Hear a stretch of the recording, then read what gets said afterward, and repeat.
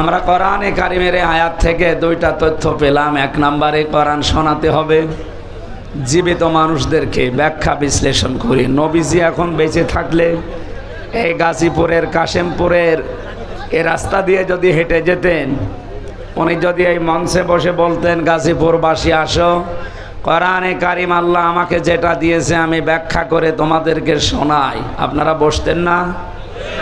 হ্যাঁ বলেন। উনি এখন নেই, ওই দায়িত্বটা এখন আলেমদের উপরে। আমার নামে যেহেতু আলেম লেখা আছে, সুতরাং ওইটা আমি একটু পেয়েছি। ওই রকম মন নিয়ে আমি এখন অ্যাডভার্টাইজ করব, ডেলিভারি দেব। আপনাদের উচিত হচ্ছে আল্লাহুম ইয়াতাফাক্কারুন, আজকের কথাগুলো নিয়ে বাড়িতে যেয়ে চিন্তা ভাবনা করা। এই কথা বলেন না কেন? স্থান কাল পাত্র ভেদে কথা বলা দরকার। আজ বাস্তবে বিশেষ করে বাংলাদেশে আমরা নামধারী মুসলমানেরা টুপি মাথায় যারা দেয়, এই মানুষগুলো যা আরম্ভ করেছি, গভীর কিছু বিষয়ের বাস্তবতা এখনো আমরা জানি না।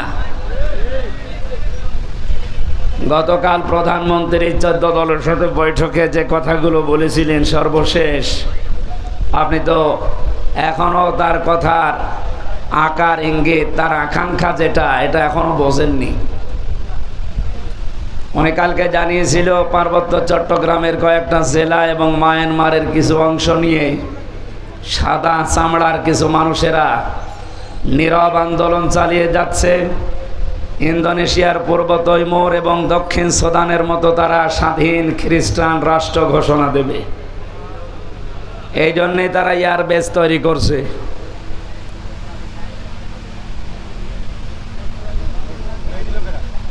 না ঠিক আছে থাক। আর আমরা আছি নবী জন্মের পর থেকেই নবী ছিলেন না, তুমি দুনিয়া তৈরি হওয়ার আগ থেকে নবী ছিলেন না 40 বছরে নবী ছিলেন? আরে ভাই, এটা কি মরণের পরের কোনো সাবজেক্ট? বলেন। উল্টা পাল্টা জিনিসকে আপনি ইস্যু বানিয়ে আজ মানুষের ভেতরে যেটা আরম্ভ করেছেন, যেদিনে স্বাধীন দেশটা টুকরা টুকরা হয়ে খণ্ড বিখণ্ড হয়ে স্বাধীনতা হারিয়ে ফেলবেন, ওরা যদি সত্যি সত্যি প্রধানমন্ত্রীর এই আকাঙ্ক্ষা বা আশঙ্কা যেটা, এটা যদি সত্যে পরিণত করতে পারে, আর করবে, তার প্রমাণ পূর্ব তৈমুর আর দক্ষিণ সুদান, কিছুদিন আগের কথা। ওরা এইভাবে করেই কাজ করে। গণভোট দিয়ে 228টা রাষ্ট্র পৃথিবীতে, এখন আমরা মাত্র 57টা। কয়টা? আমরা মুসলিম রাষ্ট্র তামাম দুনিয়া মিলে মাত্র 57টা, আর বাকিগুলো সব ওই লাইনের। মনে করছেন না সব তো খ্রিস্টান না, হিন্দু আছে, বৌদ্ধ আছে, ইহুদি আছে, মাজুসি আছে, কে বলেছে? ও সবই এক। আল্লাহ তাআলা জানিয়েছেন, ইয়া আইয়ুহাল্লাযীনা আমানু লা তাত্তাখিযুল ইয়াহুদা ওয়ান নাসারা আউলিয়া বা'দুহুম আউলিয়াউ বা'দ। ঈমানদারেরা কখনো ইহুদি খ্রিস্টানদেরকে বন্ধুরূপে গ্রহণ করবা না, কারণ এরা একে অপরের বন্ধু। তার মানে 200 কোটি মুসলমান বাদ দিলে 650 কোটির উপরে মানুষ এখনো থাকে। ওরা বাকি জাতিতে যাই হোক, সব কিন্তু রসুনের পেছনের মতো এক। মুসলমান টাইট করার জন্য সব এক। এই জন্য ওনার এই আশঙ্কাকে যদি সত্যি সত্যি এই সাদা চামড়ার লোকেরা বাস্তবে রূপ দিয়ে ফেলে, আর রূপ দেবে। 17 সালে মাত্র এই বান্দরবন এলাকা, পার্বত্য এলাকাতে মাত্র 224টা গির্জা ছিল। এই 6-7 বছরের ব্যবধানে এখন গির্জার সংখ্যা 444টা। আপনি টের পাচ্ছেন কোথায় যাচ্ছে? খ্রিস্টান মিশনারি এবং কাদিয়ানীদের এই নীরব আন্দোলনের মাধ্যমে হাজার হাজার মুসলমানেরা, ওদিকে মায়ানমারের কিছু অংশ, যেহেতু ওই লাইনটা পার্বত্য চট্টগ্রাম একটা টার্নিং পয়েন্ট, গুরুত্বপূর্ণ কৌশলগত স্থান ওইটা, এবং শক্ত মজবুত কোনো রক্ষী না থাকার কারণে ওখানে একটা ভেজাল তৈরি করা সহজ। পাহাড়ি এলাকা এবং সাগর এলাকা হওয়ার কারণে মায়ানমার যেহেতু অত উন্নত না, বাংলাদেশ আমরা অত উন্নত না, এই দুই দেশটা থেকে কিছু কিছু জায়গা নিয়ে ওরা যদি একটা গণভোটের মাধ্যমে স্বাধীন খ্রিস্টান রাষ্ট্র ঘোষণা করে ওখানে এয়ারবেস যেহেতু বানানোর চেষ্টায় আছে, কাকে মারবেন আপনি এয়ারবেস তৈরি করে? তার মানে এখানে গোপন কোনো ষড়যন্ত্র হচ্ছে। এই সব নিয়ে আমাদের মাথা খারাপ হয়ে যায়। আর ও নবী কয় বছরে নবী হয়েছে এই নিয়ে আজ ফতোয়াবাজি করি অন্ধকার করে ফেলছে। তাহলে ওটা যদি মুসলমান থাকতো তার কথা মানতাম, ও তো কাফের হয়ে গেছে। সূরা আনআমের 50 নম্বর আয়াত, সূরা হুদের 31 নম্বর আয়াত। আমি দলিলগুলো লম্বা করে বলতে পারছি না, খুব তাড়াতাড়ি তাফসিরে যাব। এই দুইটা আয়াত অনুযায়ী এদেশে আজ হাজারো মানুষ এই কথা যারা বলে আল্লাহর ধন রাসূলুল্লাহকে দিয়ে আল্লাহ গায়েব হয়ে গেছে, বিশ্বাস করে কেউ যদি মন থেকে কথা বলে ও কাফের। কাফেরের জানাজা পড়া জায়েজ আছে? বলেন। মাওলানা মামুনুল হক আর আমি এক জায়গায় ছিলাম আপনাদের এই কাশিমপুরে, 3টা বছর পাশাপাশি রুমে। ওনাকে প্রতিদিন প্রায় মাঝে মাঝে আমারে বলতো, হামজা যদি বের হতে পারি জীবনে কোনো কাফেরের জানাজা পড়াবো না, যাবো না। বিষয়টা নিয়ে আপনার এত কঠিন কেন? মাঝে মাঝে আমার ব্যাখ্যা দিত, দেখো কাফেরের জানাজা পড়া জেনে শুনে কি হারাম? কথা বলে না কেন? রাসূলুল্লাহকে আল্লাহ নিষেধ করেছিলেন তার চাচার জানাজা পড়তে, কবরে যেতে। সূরা তাওবার 113 নম্বর আয়াতে আল্লাহ দলিল দিয়েছেন। সূরা তাওবার 84 নম্বর আয়াতে দলিল আছে। তা আল্লাহ পাক যদি রাসূলুল্লাহকে কথা বলতে পারে, আপনার আপন চাচা আবু তালেব, তাও তার কবরের কাছে যেতে পারবেন না, দোয়া করতে পারবেন না, কারণ লোকটা মুশরিক। লোকটা কি? আজ যারা আল্লাহর ইবাদতে অন্য কাউকে শরীক করে, জিকিরের নাম নিয়ে, আশেকের নাম নিয়ে মুশরিক হয়ে যাচ্ছে, এরাও তো কাদিয়ানীদের মতোই কাফের। খ্রিস্টান মিশনারি কাদিয়ানীরা যা করছে নীরব আন্দোলনের মাধ্যমে, আর এরা সরব আন্দোলন শুরু করে ওরা ওদের কাজকে এগিয়ে দিচ্ছে। এই জন্য ওদেরকে থামার জন্য আহ্বান জানাচ্ছি। আমরা আছি এই ঝামেলায়, আর এ কি শুরু করেছে আল্লাহ জানে। এই জন্য কথাগুলো যেগুলো আজকে কোরআন থেকে বলা হবে, এই কথাগুলো নিয়ে আপনি বাড়ি যেয়ে চিন্তা ভাবনা করবেন। এই দায়িত্ব আল্লাহ আপনাকে দিয়েছে, যেহেতু আপনি ময়দানে এসেই পড়েছেন। আমার দায়িত্ব সঠিকটা তুলে ধরা, আপনার দায়িত্ব হচ্ছে এই কথাগুলো সঠিকভাবে চিন্তা ভাবনা করে আমল করা। আল্লাহ একটা আমাদের প্র্যাকটিক্যাল লাইফে সেট করার তৌফিক দাও, বলেন আমিন। দরুদ আর সালাম পড়ছি, খুব তাড়াতাড়ি করছি, কণ্ঠটা আজ কয়েকদিন ধরে বসে গেছে। খলাকাল ইনসান আল্লামাহুল বায়ান। আল্লাহ বলেন মানুষ বানিয়েছি আমি, আর কথা বলা শিখিয়েছি আমি। আমার আগে যিনি কথা বলছিলেন যে আল্লাহ আমাদেরকে কুকুর, শৃগাল, হাঁস, মুরগি এই সমস্ত সৃষ্টি না বানিয়ে আশরাফুল মাখলুকাত বানিয়েছে। খালাকাল ইনসান, মানুষ বানিয়েছে কে? আল্লাহ। আল্লামাহুল বায়ান, মানুষকে কথা বলা শিখিয়েছে কে? আল্লাহ। বিজ্ঞান এখন এই কথাটা নিয়ে প্রমাণ করছে। বিজ্ঞান জানিয়েছে মানুষকে এই কয়েক ইঞ্চি জায়গা থেকে এক একটা কথা বের হতে 27টা স্তর পার করা লাগে। 27টা স্তরে ধাক্কা লাগার পরে একটা কথা তৈরি হয়।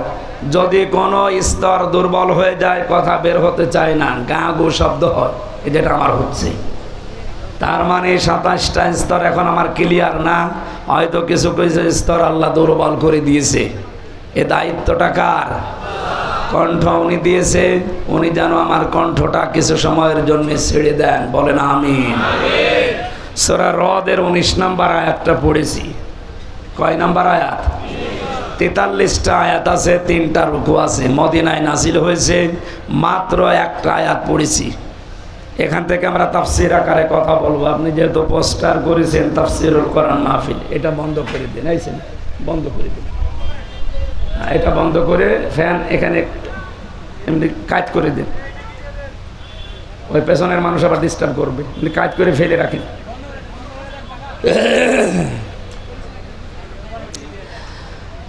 আমার ভাইরা, কোরআনে কারিম থেকে কথা শুনতে হলে আমি এর আগে বহু তাফসির মাহফিলে বলেছি 5টা বিষয় খেয়াল করা লাগে। কয়টা? এটা যেহেতু ওয়াজ মাহফিল না, ইসালে সওয়াব না, মিলাদ মাহফিল না, ওরস শরীফ না, নওরস শরীফ না, খসরস শরীফ না, এটা তাফসির মাহফিল। আর তাফসির করেন সরাসরি রসুল্লাহ। রসুল্লাহ এখন নেই, ওই দায়িত্ব এখন রসুলের ওয়ারিসদের। সুতরাং এই মেম্বারটা অনেক দামি জায়গা, এটা বড় আমানত। এই আমানতটা যদিও আজ অনেকে উল্টাপাল্টা করে নাচানাচি করে নষ্ট করে ফেলেছে, আমরা এটা নষ্ট হতে দিতে চাই না। যতটুকু পারি হক আদায় করে এখান থেকে কথাগুলো ডেলিভারি দিতে চাই ইনশাআল্লাহ। কণ্ঠটা আল্লাহ তোমার কাছে আমি ভিক্ষা চাচ্ছি, একটু ছেড়ে দাও, জবান খুলে পড়েন। আউযু বিল্লাহি মিনাশ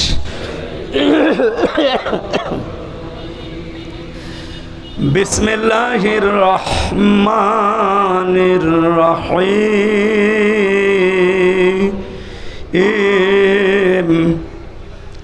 আফামান ইয়ালামু আন্নামা উনজিলা ইলাইকা মির রাব্বিকাল হক কামান হুয়া আ'মা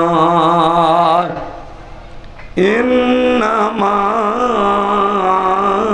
ইয়াতাযাক্কারু উলুল আলবাব।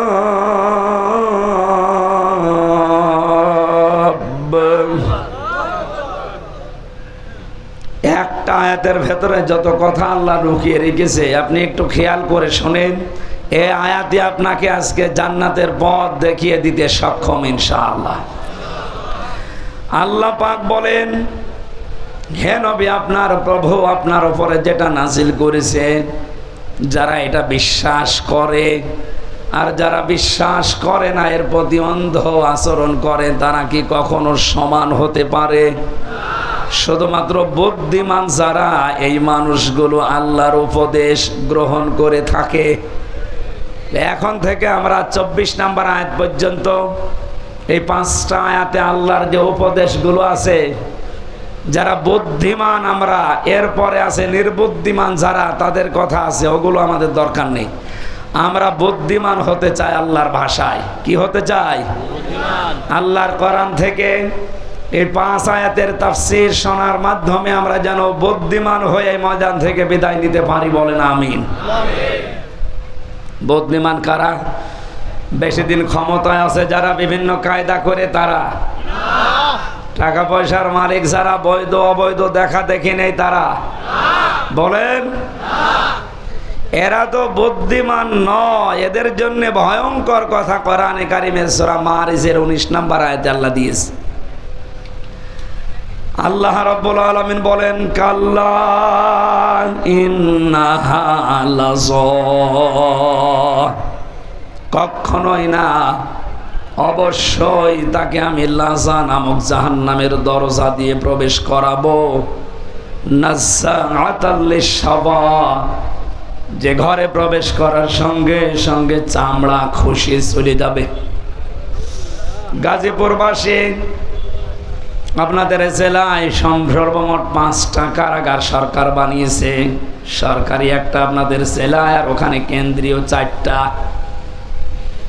এখানে শাস্তির ব্যবস্থা আছে বিভিন্ন অপরাধের জন্য। ভেতরে আমরা দেখেছি এমন কোনো ঘর আমি পাইনি এই 4টা কারাগারে যেখানে গেলেই মানুষের চামড়া খসে যায়, না নেই।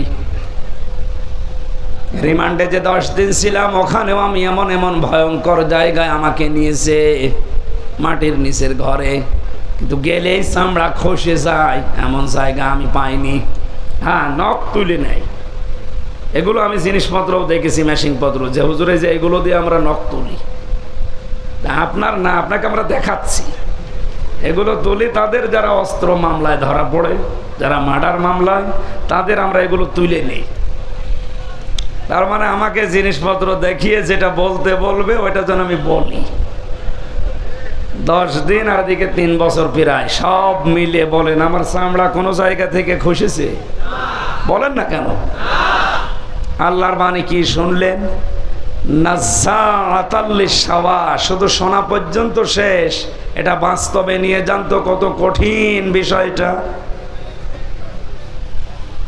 বাংলাদেশ না এশিয়া মহাদেশের ভেতরে সবচাইতে বড় কঠিন এবং ভয়ঙ্কর জেলখানার নাম এই কাশিমপুরের হাই সিকিউরিটি 4 নাম্বারটা।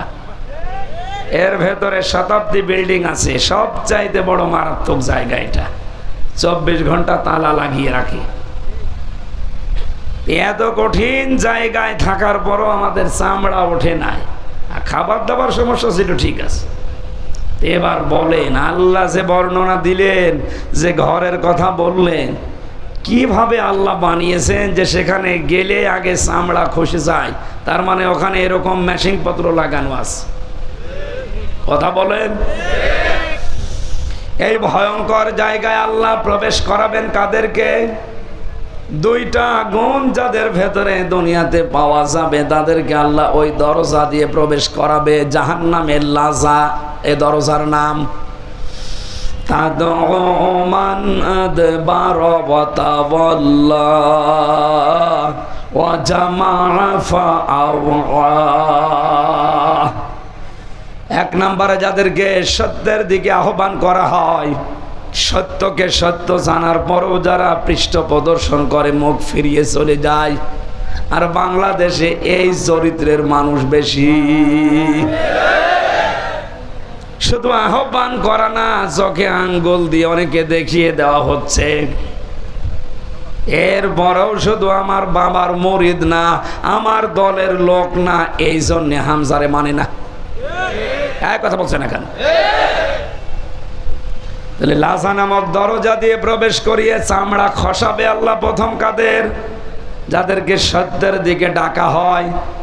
এটা জানার পরও যে মানুষগুলো মুখ ফিরিয়ে পৃষ্ঠ প্রদর্শন করে অহংকার করে চলে যায়, আপনি দেখেন এখানে ওই চরিত্রের মানুষ আছে। 2 নম্বরে জামা ফাআওয়া, যারা জমা করে মাল সম্পদ আর এগুলো কি করে সংরক্ষণ করা যায় সে লাইন খোঁজে। দেশে সংরক্ষণের নিরাপত্তা পাচ্ছে না, এজন্য বেগম পাড়া বানাচ্ছে। একটু বেশি বলে ফেললাম? না না, বেশি বলিনি, অল্প হয়েছে।